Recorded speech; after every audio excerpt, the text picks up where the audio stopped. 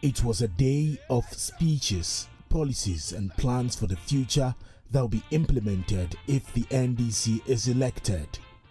The NDC flag bearer John Mahama criticized the President Akufo-Addo-led government, describing it as a failure. This MPP administration has been the biggest political scam that has been pulled on Ghanaians since our independence in 1957. Most Ghanaians will agree that Nana Akufo-Addo is indeed the president Ghana never got. And indeed, I dare say, his much-touted economic whiz-kid Vice President Dr. Mahmoud Bawumia is also the economic messiah Ghana never got. Key among the promises in the NDC Manifesto is the implementation of a 24-hour economy to create jobs, the establishment of a Women's Development Bank, the implementation of the big push which the NDC flag bearer John Mahama says will invest $10 billion to drive growth and lift the size of the economy if he wins. The NDC flag bearer John Mahama vowed to hit the ground running in his first 120 days in office. He says he will initiate Operation Recover All Loot, vowing to investigate matters of public interest. We will institute inquiries or forensic audits into the following matters of public interest. 1. MPP's collapse of indigenous Ghanaian banks and financial institutions at a supposed cost of 25 billion Ghana cedis. We will institute an audit into the illegal printing of money by the Bank of Ghana to finance the corrupt Akufo-Addo-Bawumia administration. We will investigate the 58 million National Cathedral scandal. We will investigate the COVID-19 expenditure scandal.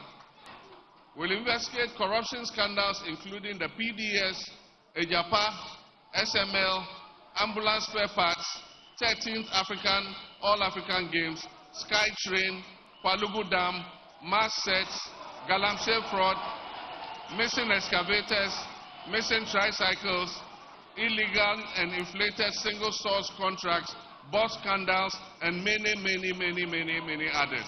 Launch the following priority job creation programs in the budget. The first is Ejumawura, that is the entrepreneurial project to promote 10,000 young entrepreneurs and mentor them. The 1 million coders program will roll out a Made in Ghana agenda to promote the production and consumption of locally produced goods, particularly through leveraging of government spending power.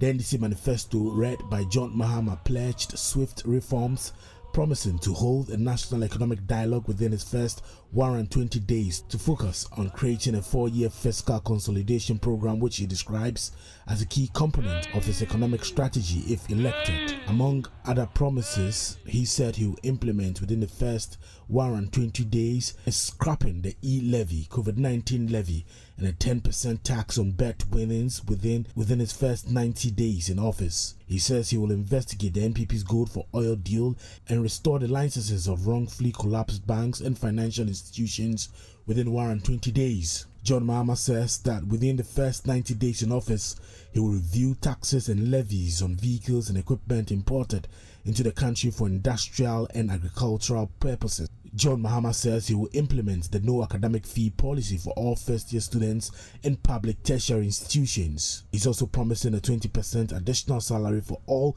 teachers and health workers who accept postings to rural communities.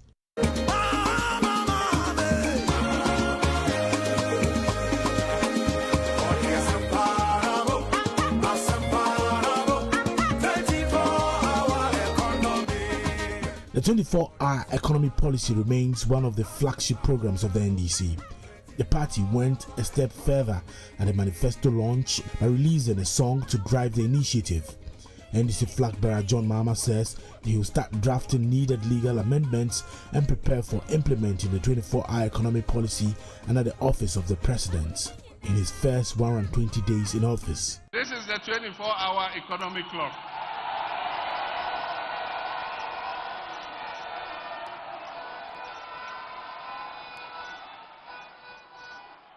One job, 3 shifts, 3 people. 1, 3, 3. And so businesses and public organizations will be encouraged to operate 24/7 in 3 shifts of 8 hours each. 1 job, 3 shifts, 3 people. And that's how John Dramani Mahama promises to implement his 24-hour economy policy. All of you just tune in. This is NewsX. My name is Faustina Safa. We're live on DSTV channel 421, Go TV channel 125, across all our social media handles. We're Joy News on TV. Now let's stay a bit longer with the NDC, because the former president has also promised a ruthless war against corruption if elected president at the 2024 general election. Well, he unveiled what he calls Operation Recover or Loot, a targeted initiative aimed at reclaiming stolen state assets and holding those responsible accountable.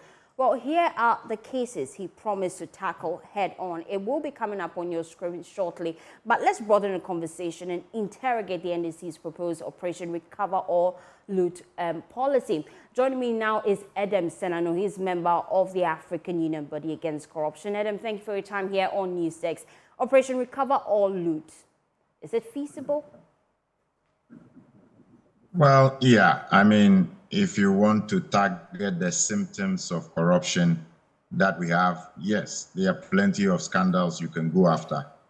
But unfortunately, it's not impressive. It's not impressive because for those of us in the anti-corruption space, we see prevention is more important.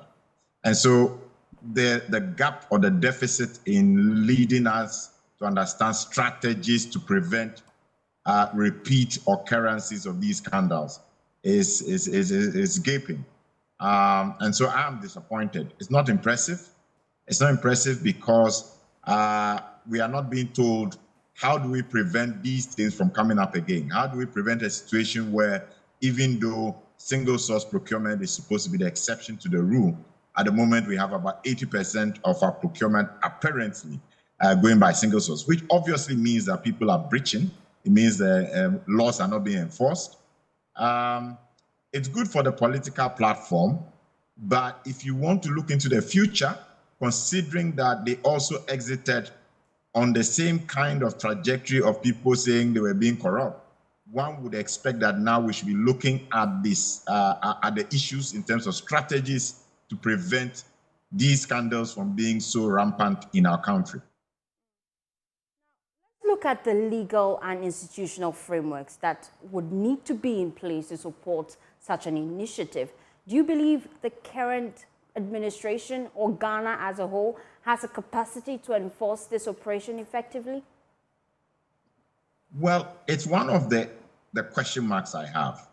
I think it is more relevant where we'll see the institutions of state will not have to wait until there is a specific government coming in to tackle, investigate, address issues of corruption. And I think that if the current institutions took up this matter, we shouldn't have a situation where one government that is going out or another government that is coming in is now saying that when we come in, we will now investigate. We have a plethora of anti-corruption agencies with mandates capable of looking at these issues without waiting for an incoming government. And that ought to be the process that we have. Indeed, it's one of the reasons why in crafting Act 959 for the OSP, we looked at the gaps and we said, listen, you need to report back to the people of Ghana every 6 months. And that you don't need to wait for a citizen to come and report an issue or file something before you take up issues of interest. That is the kind of regime that ensures that continuously we don't have issues sitting, and then we have a kind of impression that this is witch hunting. We don't want anybody saying that this is witch hunting. The institutions of state that are mandated with anti-corruption investigation and prosecution should take up these matters.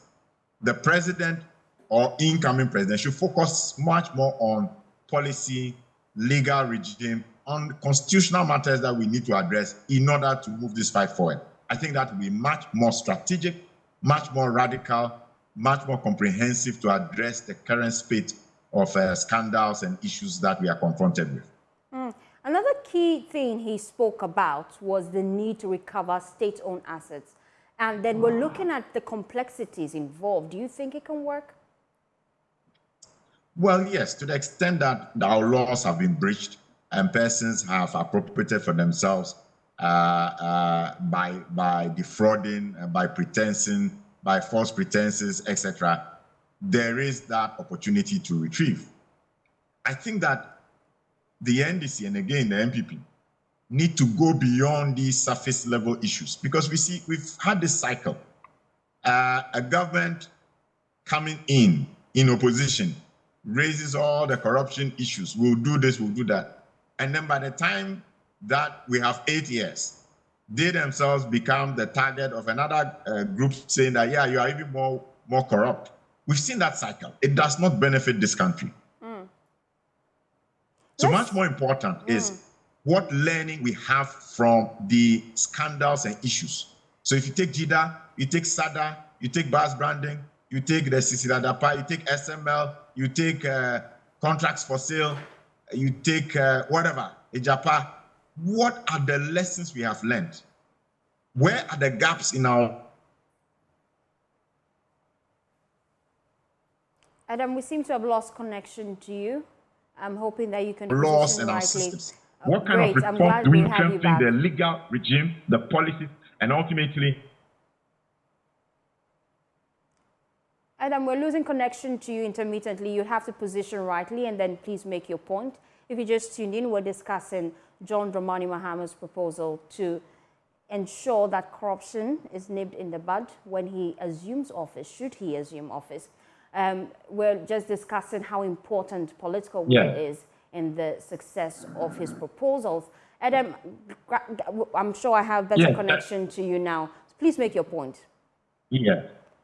So I was saying that it will be much more constructive for all of us if they spoke to the specific strategies they will deploy to improve our ability to deal with these scandals. So we want to hear policy reform proposal, legal reform, constitutional change, matters that allow us to make a difference going forward. Just telling us that you're going to deal with the scandals, retrieve money, will not ensure that we don't have repeat occurrences of this under a new regime.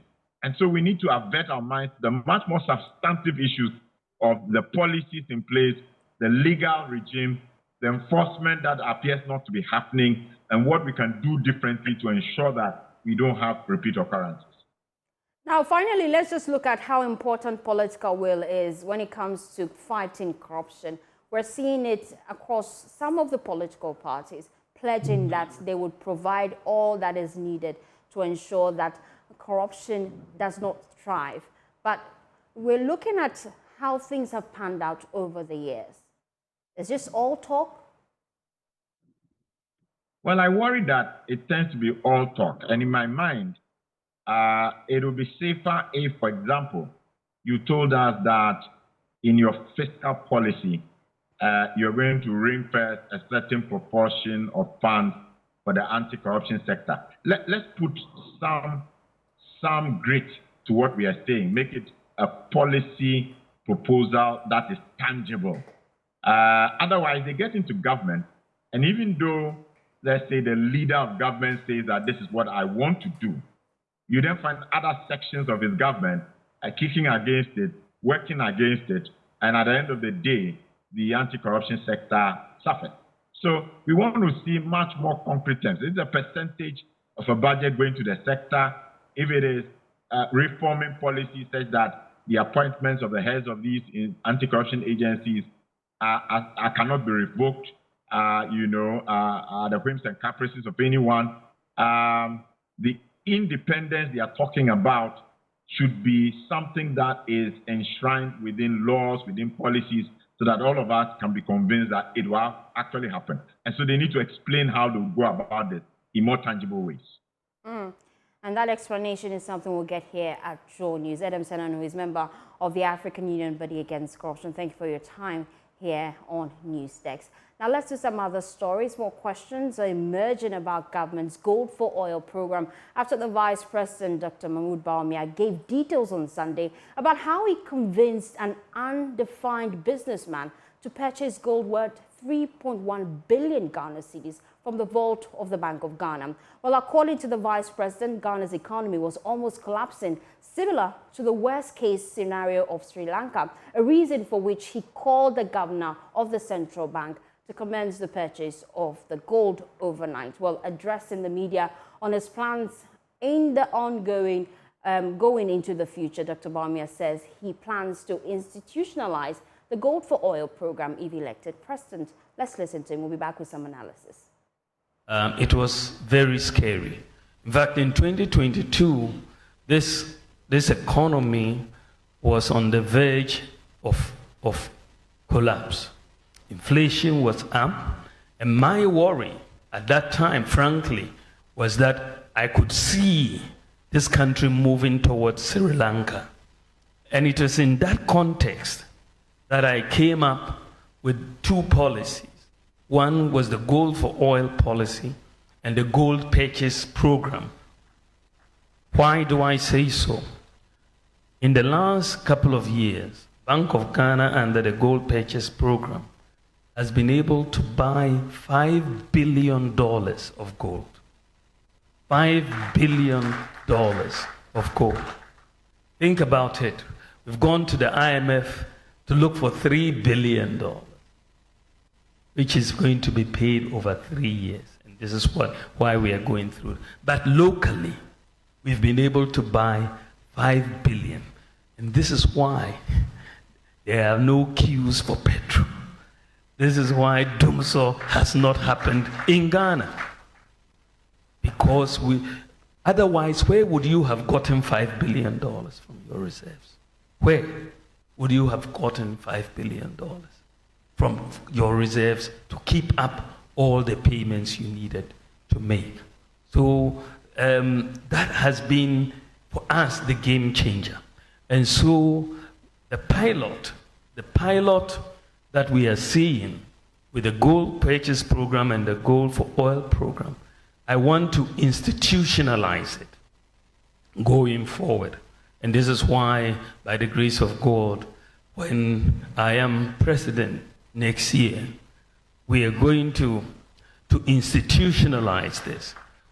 One big company had 3.1 billion Ghana cedis. They wanted to externalize 3.1 billion Ghana cedis. And they were looking for foreign exchange. Can you imagine the impact on our market? If someone comes out with 3.1 billion cedis looking for dollars.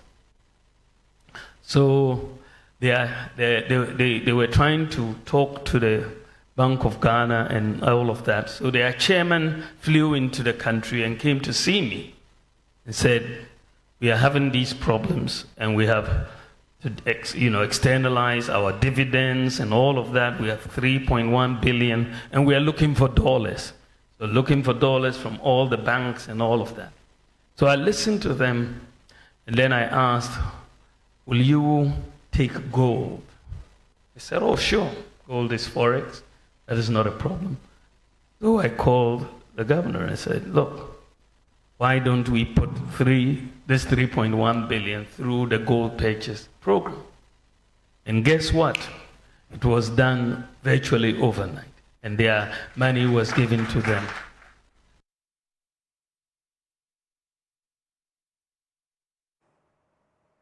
Well, that's the Vice President there and flag bearer of the NPP engaging the media yesterday, just giving some clarity as to how government saved the economy with the Gold for Oil deal. But civil society is questioning the transparency surrounding this policy, adding that the Vice President has more questions to answer about the $3.1 billion spent on the Gold for Oil policy. Well, Steve Mantiao, his spokesperson for coalition of CSOs in the extractive sector, he joins us live here on Newsdesk with more. Thank you for your time here on Newsdesk.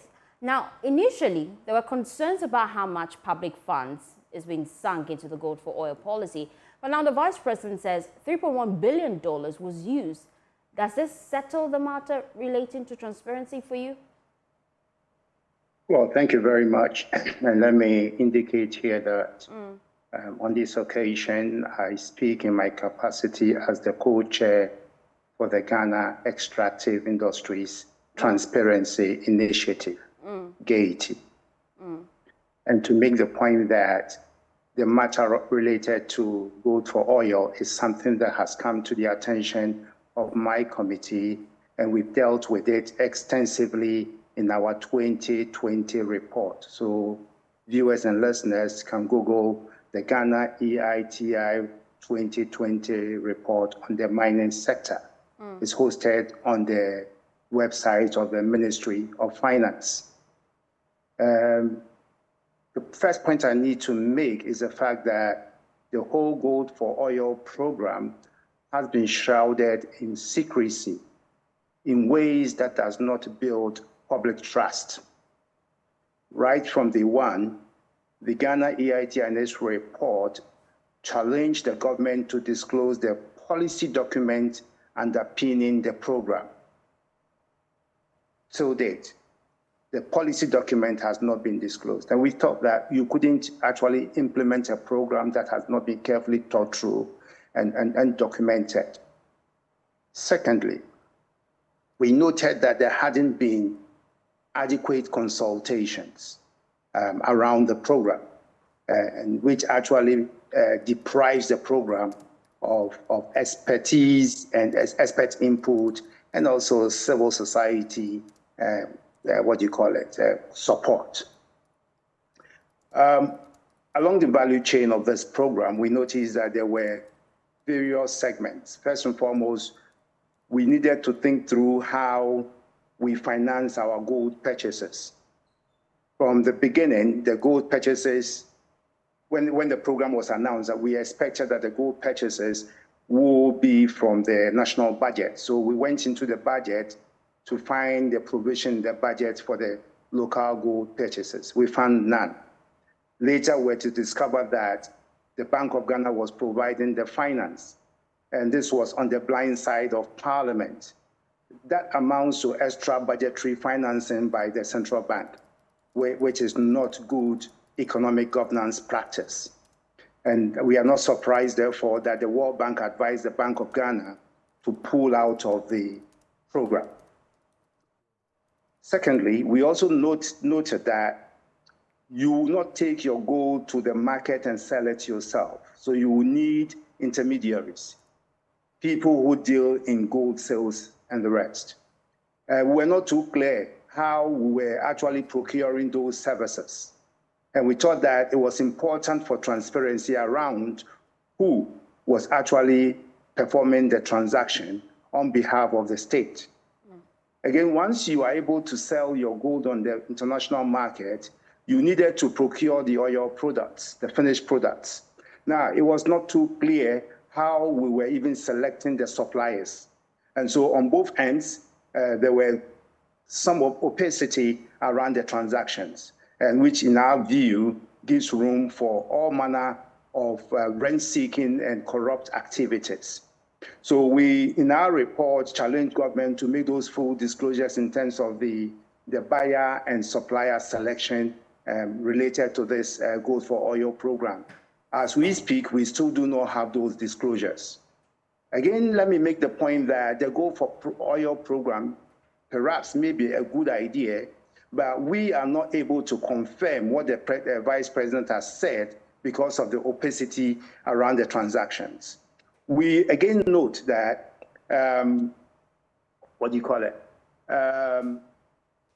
the gold for oil program is designed and thought through properly, could actually indeed help with the availability of forex in this country. But it is also equally important to recognize that it does not deal with the volatility effect of gold as a mineral on our national budget.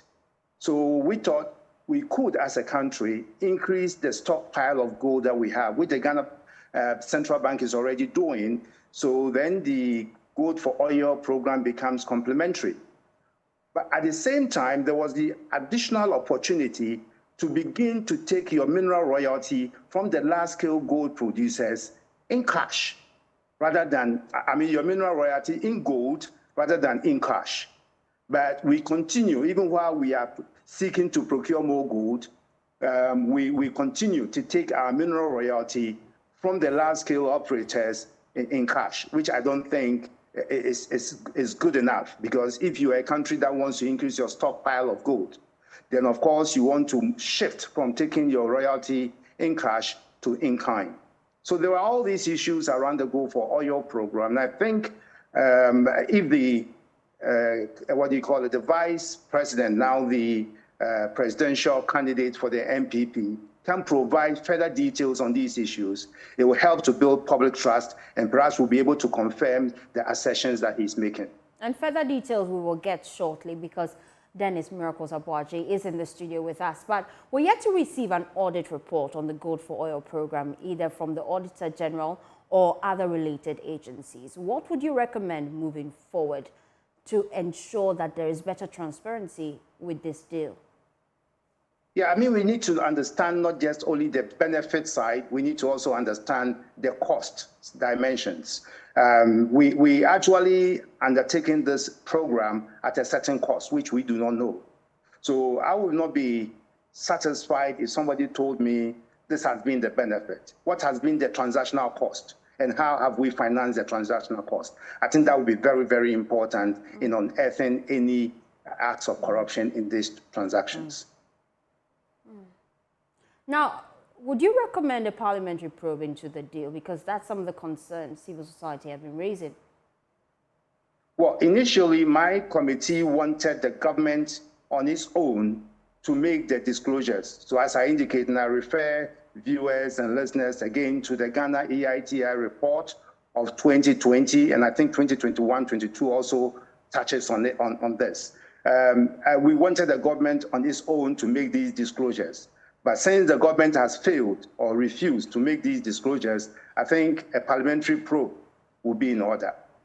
Thank you, Dr. Steve Mantia, for your time here on NewsDesk. Well, let's broaden the conversation. We're just getting updates on what happened last night. Vice President Dr. Mahmoud Bawumia engaged the media as he put out his blueprint on how he plans to govern the economy.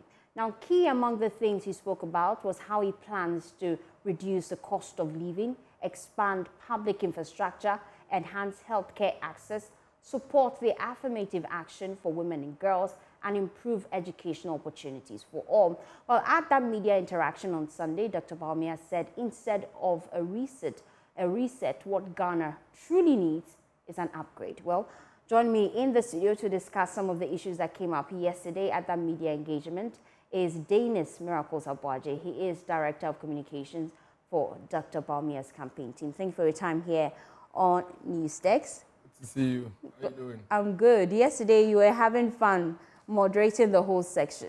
It was quite long. Because the issues are a lot. And I'm sure if we had not even pulled the brakes, we could still be there. Yes, and people were calling you out on social media for not. Because everybody needed to speak. And you can imagine, we had close to about 200 media people in the room. And yet we had so much time. So it was quite difficult. And even to restrict everybody to a question was even problematic. Because, people should have asked follow-up questions and all of that. But I think we'll do a lot more of this. What yesterday tells us is that the Ghanaian people are interested in having these conversations. And we're going to have a lot more of these even before we get into the elections. Let people ask the questions. And I doubt if in our Fourth Republic, we've ever had this scenario where the vice president, the sitting vice president, puts himself up and places himself in the presence of so many media people for such a grilling 4 hours of questioning. Yesterday was tough, and I doubt if anybody can even point a single question yesterday that was, oh, this was a favorable question. It was tough. All the difficult issues, complex, sensitive issues agitating the minds of the people were asked yesterday, and you could see the demeanor of the flag bearer of the MPP that here I am, let's talk, and that's something that I think we should really applaud. But we are grateful to all the media persons who made it yesterday, and the millions of Ghanaians who were watching us across the country. We assure you we are going to have a lot more of these. We're looking forward to that. So let's look at some of the key issues that came up yesterday. One of them that has raised controversy afterwards is the gold for oil deal and the revelation the vice president made. Clarify for us some of the things he said. He said, indeed, the government had to go into a deal with a businessman because of the state of our economy. And he says the gold for oil deal is our economic messiah. Expatiate on that for us. Well, I think that to sum it up, we, just as all other countries, Ghana went through its own economic crisis right after the COVID. And within the period of recovery, we had a lot of turbulence. I mean, there is no hiding that between January 2022 and December 2022 was one of the most difficult periods within the last 8 years in terms of the economy. I mean, we had dollar going all the way to about 17, 18, even 20 cedis at some point as of November 2022. We had inflation rising all the way to about 54% and all of that. So we've seen some difficulties. I mean, all other countries alike trying to recover. And it's quite obvious that once our currency is agitated, it affects every aspect of our economy. And because we are heavily import dependent, it always mounts pressure on us. So what the gold for oil basically did was to introduce some sort of a barter trade to reduce our demand for dollar at some point, to be able to reduce the pressure on the dollar. So you realize that in spite of the gold for oil, our currency still suffered a lot of hit. And the point Dr. Mahmoud Bawumia is making is that but for the gold for oil, you can imagine the level of hit. Because even with that, look at how much we felt the turbulence. And so without that, it could even have been worse. I mean, the amount of oil we import every month was running in excess of about $400 million every month. What it means is that every month you need to go and look for some $400 million and take away to go and get crude into the country. And so what the gold for oil does is that instead of looking for the $400 million and taking away, you get your gold in cedis, and then you don't look for dollar. You simply take your gold to go and look for crude and bring into the country. So basically it's a strategy to reduce your need or your demand for oil. And that's why he's made a point that he thinks it's a program that we need to formalize and really intensify. And it's very important that we look at that because it was a midstream strategy that was introduced. And that's why sometimes when I hear some of the commentary from people like Professor Steve Mantia, as a professor. Yeah, Steve Mantia, doctor. I don't think it's something that we have to really fight so much. This was a strategy that was introduced midstream in the middle of a crisis. Surely there may be areas that we need to really tighten to really formalize it and institutionalize it. He's more concerned about transparency. He says the deal is shrouded in secrecy. I think he's overstretching it. And I like the fact that he rightly stated the cap he's wearing now. Because at this point, I think he's also mixing the caps. And I follow him on social media, I watch his comments. I don't think he's entirely objective on some of the issues that he raises. Because, I mean, we're in the space of RTI. You have a committee, right? Demand for it. There's law. If, for example, if for anything at all, it is true that you don't have access to this information, request for it. You will get it.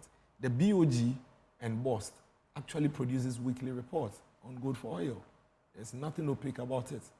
There's nothing lack of transparency about it. It's there. So sometimes I think people like to create storms in teacups. And for example, even if there's a storm, request for the information. You get it and then you look at it. Why do you always assume wrongdoing because you don't know something? The fact that you have no information on something doesn't mean there is a wrongdoing. So before you conclude on the wrongdoing, be sure that you have all the information. I find it difficult when you tell me that I don't know about this, and yet I think it is this. It is corrupt because I don't know about it. The fact that you don't know about it doesn't mean it's corrupt. You understand? But tell me that I know about it, and that's why I'm sure it's corrupt. Otherwise, it's more like blackmail. I'm calling you corrupt so that you tell me what I want to know. You don't have to call me corrupt to tell me what you want to know. Request for it. We don't have to create chaos in our society at all times. This is information available. BOG, BOSS, they are generating reports week on gold for oil. If, for example, you have recommendations to make, which I think it's not out of place. This is a strategy that was introduced in the midst of a crisis. Okay? And the Vice President yesterday said that we need to institutionalize it. And it's a fact that countries... So what's the direct policy direction if you are going to institutionalize No, but that's something that we're going to do. I mean, he said it. Is it now at the formative stage or it is already part of your manifesto? I mean, fortunately, it's something that we've been running in the past few months. And so it's quite easy to know the loose ends and tighten it to really institutionalize it. So it's part of our manifesto. And it's a complete value chain. So the Vice President has said that we have the mineral resources. What is left is how we'll be able to safely, appropriately mine it and use it to build our economy. The UK, British pound, is strong because of gold. And yet they don't have gold. It's simply because they've been able to accumulate so much gold over the period. And so what he is saying is that we need to look at the value chain in its whole, holistically. Let's boost the minerals extraction sector. When we boost it, let's have a system where we are buying this not with dollar, buying it with our CD. It means that we are not looking for dollar for anything. And then when we get it, it is only when we have the gold, before gold for oil comes in place. If you don't have gold, you can't go take gold for any oil. So he says, I'll set up the Minerals Development Bank. Currently, when the Ghanaian person has a concession, the lands are ours. But even when we have the concessions, you don't have the money to mine these resources. So typically we'll go abroad, look for foreign investors, and then the Ghanaian partner will take 10% or 5%. And the foreign investor will come and put in his money, mine, and take 80, 90% away. It means that we're really getting nothing out of it. So let's get the Ghanaian ownership increased in the mineral exploration sector. Make sure the extraction sector, make sure that even not for anything at all, it's wholly Ghanaian owned, and it's in the manifesto. We want to have a lot more wholly Ghanaian owned concessions. And we are even making the geodata available for the locals so that it discourages them from going into the river bodies to go and mine. At the moment, they are going into the river bodies because, one, it's expensive to mine in the rocks and in the lands. In the river bodies, you mine, you wash it, you get something small, then you go away. And they will do it because they live on it. So tap that energy and redirect it positively by making sure that you give them the data. They know specifically where the mineral is. And then when they identify it, the land is for them. You give them the financial resource, the muscle, to be able to get the needed logistics and expertise to mine, which is the Minerals Development Bank. Then the next level is that once you've identified you have the data, you've identified the location of the land, you know ownership of the land, it is for you, you need licenses. He's giving clear-cut systems to reenact the license regime and simplify it and make it more convenient. And even get a lot more local participation, the traditional authorities, the district assemblies, so that the licensing regime becomes very convenient for the man that's living in somewhere who also has land and there is minerals in it. Once the licensing is sorted out, you go to the Minerals Development Bank, you get the financial support, you mine the gold locally, it is wholly owned, 100% owned by the Ghanaian person. Then government will buy with CD. When government buys with CD, it helps to build our gold reserves and backs our currency to strengthen it. Talking about our currency, expand. Yeah. He makes the point that in that case, we can expand even the barter trading. It may not only be for oil. There may be other things that we could now go, so that all we are trying to do is to reduce our demand, our looking, our search for dollar. And if we have something that we could use to get what we want, because whatever you're going to buy outside the country, you need to go and look for dollar. Exactly. To go and buy it. So that's where the gold for oil deal comes in handy. So let's look at the CD. Another key question that came up last night was a question from Vanessa of Metro TV, where she referred Bawumia to some of the comments he made as far back as 2014. Yeah. He said, if the fundamentals are weak, the exchange rate will expose you. He stood by this comment yesterday. Yes. Which is just, it's economic facts. So why is our exchange rate because we are not, because the fundamentals, not where it should because be. The fundamentals but he says the fundamentals are not weak. When did he say that? He has never said that. That is why... Yesterday he admitted. My producers will get that. Yeah, I'm saying that he has never said that the fundamentals are not weak. He admitted that the fundamentals, when the fundamentals are weak, it will expose you. It was true then, and it is true today. And that is why he's continuously advocating for us to build a very formalized, robust, sustainable, more resilient economy. Because until we build that fundamental, we would never get out of this. And what are the fundamentals? Purchasing gold locally is one of the ways of fixing it. What are the fundamentals? Building our industrial base is one of the ways to fix it. What are the fundamentals? Boosting SMEs so that we produce more and increase our productivity locally is part of the fundamentals. But we are not there yet. And until we get there, we are going to struggle. And that is why if you look at this manifesto, it is heavy in continuing the good things that we have started in the past 8 years and building the fundamental. Formalizing the economy is one of the ways. If you have an economy where you cannot even identify where your people are, it's a weak fundamental. And that is why he spent almost 8 years building a formalized economy which is hinged on digitalization. Today, businesses are connected, homes are connected, neighborhoods are connected. Today, the police are sitting in one room and they are seeing across the country what is happening everywhere. We have increased internet penetration from 32% to over 70%. That is all part of building the fundamentals of the economy. And that is why he can now speak of a credit scoring system, which will ensure that you and I don't need to raise all the money we need before we get the basic things that we require at home. What that means then is that you can now get access to anything you want and pay small. And as you do that, you are increasing the demand. You are buying more from these industries. And what are you asking them to do? You're asking them to produce more. And when you're asking them to produce more, what are you asking them to do? You're asking them to hire more and employ more. And as they employ more, you are reducing the idle hands in the country and you are increasing productivity. So he stood by it. And it's a fundamental economic principle, which is why every single step along the line, he keeps advocating for it. Let's fix our fundamentals. The problem with focusing on the fundamentals is that the more you keep your eye on that, the less it is appreciated because it takes a while for it to bear fruit.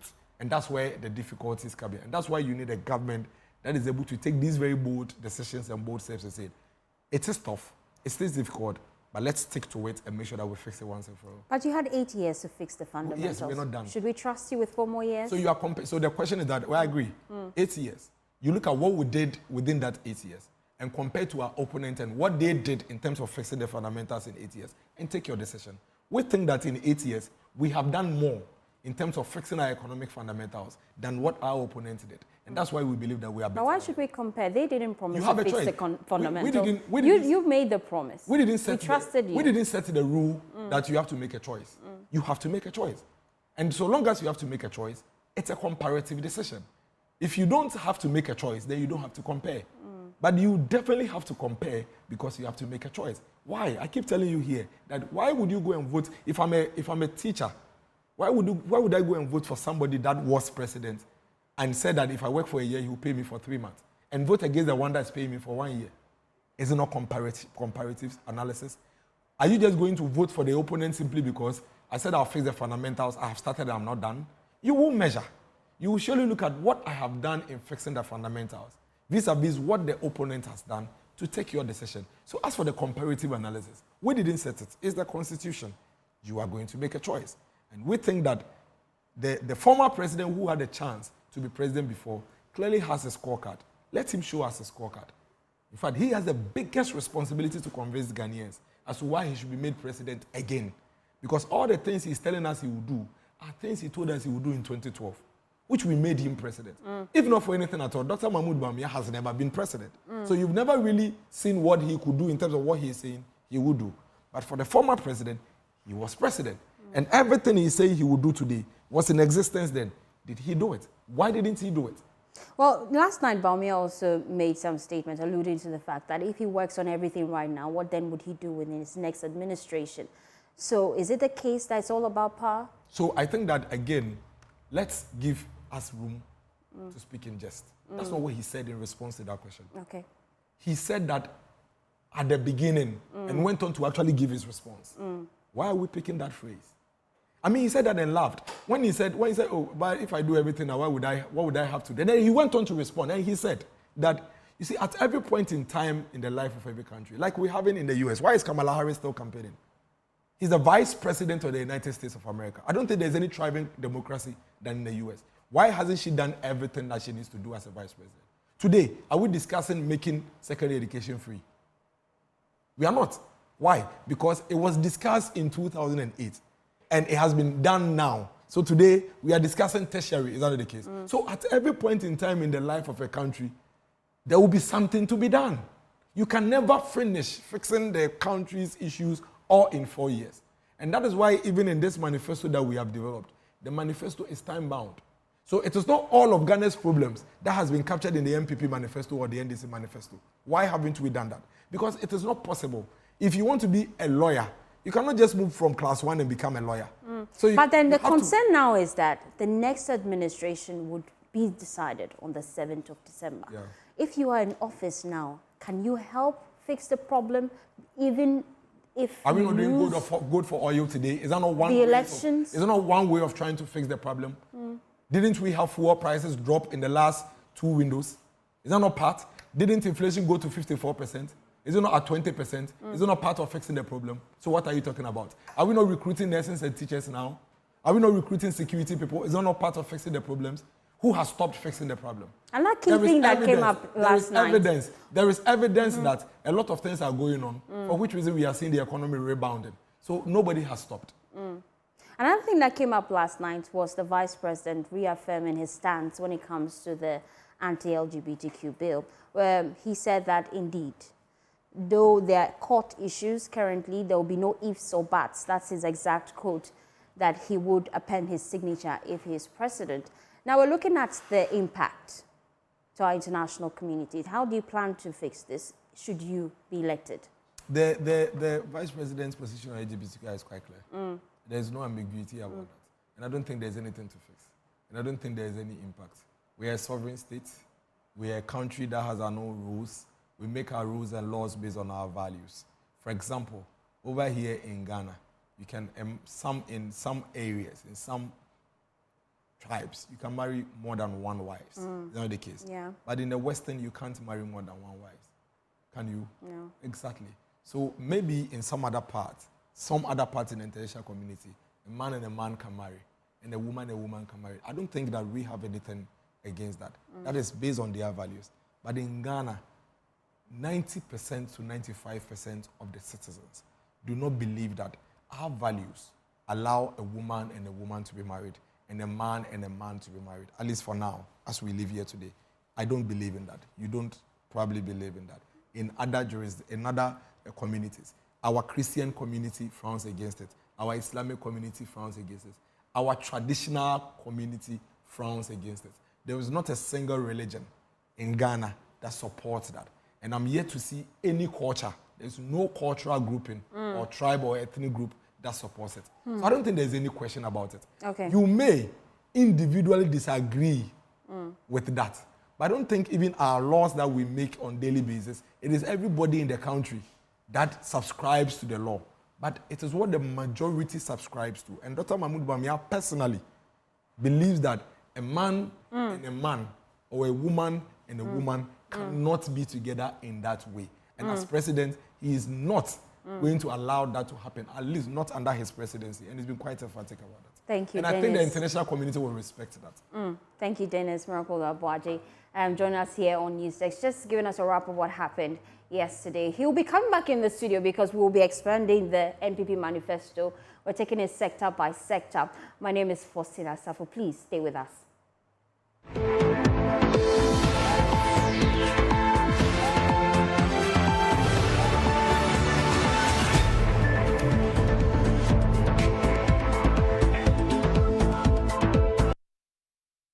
Welcome to Business on Newsdesk. My name is Winston Taki, and now to our first business story. Government will from this week launch the much talked about Eurobond debt exchange program. The Finance Ministry is seeking to restructure some $13 billion. There is more in the following report. This understands that the draft prospectus was finalized last week, paving the way for the offer to be launched by government. We are also learning that the government has been working on this document for some 2 months now. This was after it reached an agreement in principle with Eurobond holders to restructure some $13 billion in June this year. The latest development should mean that these investors have finally agreed on options that they will accept when it comes to this debt exchange program. Government is proposing 2 options for investors, that is the DISCO or the PAR package. Sources say the offer will last for about 10 working days. If government is able to close this offer, that could see the country close the chapter on the Eurobond debt restructuring and the bilateral debt restructuring.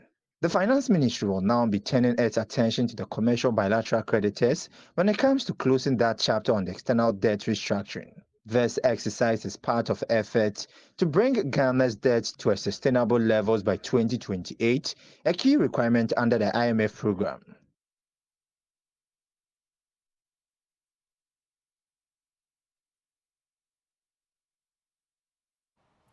That'll be all for business here on Newsdesk. We'll be back with more after this break. Stay tuned.